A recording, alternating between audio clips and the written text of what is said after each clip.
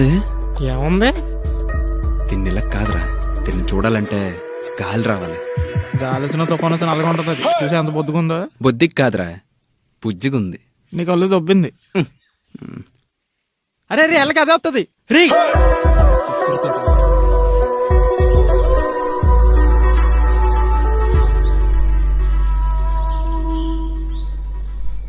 ఇన్ని రోజులు మిమ్మల్ని ఇన్స్టాలో చూసి క్రష్ ఫీలింగ్ పెంచుకున్నా, కానీ ఇప్పుడు బయట చూసాక ఆ ఫీలింగ్ అంతా పోయింది. అంటే బయట అంత వరుసకున్నానా? అయ్యో, నా ఉద్దేశం అది కాదు. ఓహో సరసమా.